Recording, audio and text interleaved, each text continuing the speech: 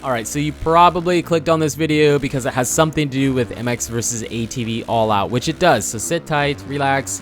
We are going to be playing that clip here as soon as we finish this first lap here at Squall Valley, one of the supercross tracks. Now, it's only 10 seconds, so it's really short, and I wasn't going to actually do something with it in a video because of how short it was, but it does give us information that we didn't really get in the trailer.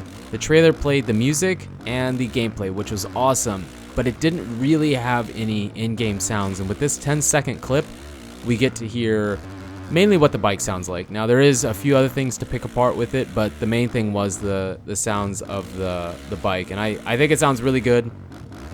If you haven't heard it yet, you'll hear it here in just a second, and I'm gonna let it play, and then I'll come back and talk to you about it as soon as it finishes.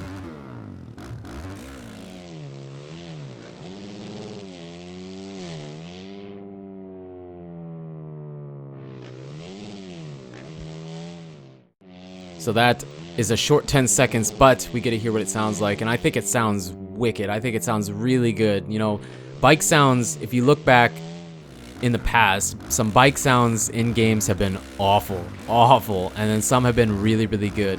And I think this one's really good. MX vs. ATV, for the most part, has always done really, really well at their bike sounds. If you look back to Unleashed, the original MX Unleashed, the bike sounds were like way ahead of their time. I love the way they sounded there.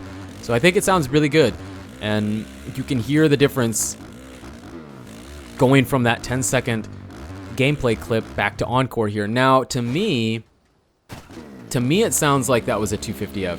The way it was revving, it sounds like it was a 250F, and we're on the 450 here, so a little bit different. It's not like I'm comparing 250 to 250 in the games here or anything, but they sound different. Even the 250 sounds different in this game compared to what that little clip sounded like. And I'm just assuming. I mean, it could have been the 450, but the way it was revving, it sounded like the 250F. So the sounds are right on par. I think they're really good. I'm excited to play the game and hear the 450s and the two-strokes and stuff. I really want to hear the two-strokes. I want to hear what the two-strokes sound like in the game. That's something that's really hard to get done in motocross games. So curious to see what those sound like. The other thing was, people are asking, is the track going to deteriorate? Is it going to deform, you know, like in other games?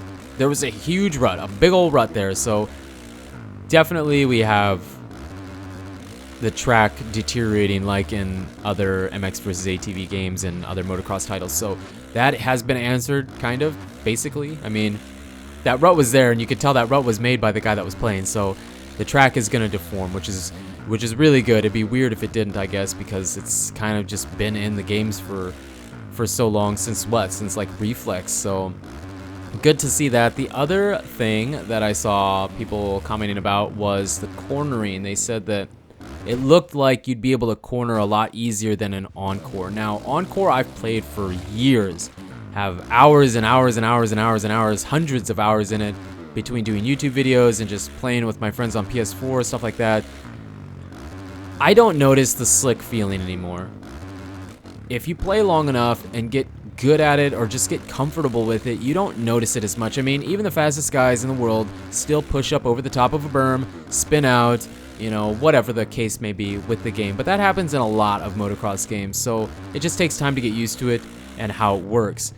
But I remember with Supercross, it felt like it was kind of slippery. With this one, it looks like, because the way that the bike, whoever was playing, railed the corner like that, in Encore, I think you would have spun out and lost a lot of your momentum. Here, it looks like it grabbed a lot better and didn't spin out, I guess. So it looks like it'll be a really easy pick-up-and-play game, which is the target audience for these games, okay? Not the sim guys. I'm not talking to the MX sim guys that don't like these. I'm talking to the casual motocross gamers out there. It looks like it'll be a pretty easy pick-up-and-play game where everyone can go and rail right away, but one of those games where if you keep playing, you learn the little things that make you faster, just like Encore. Encore is easy pick up and play, but if you wanted to get fast, you had to keep playing. So that is something positive, I think. The other thing was with the whips and the whip glitch, they've said the whip glitch has been, I think they said it was buried behind the studio. So the whip glitch is gone, I believe, which makes a lot of people happy. And the whips, they look fine to me.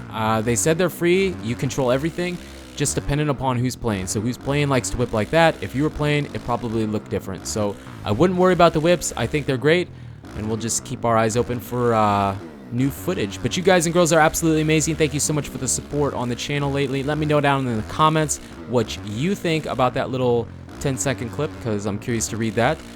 And I guess that's it. So until the next video, take it easy.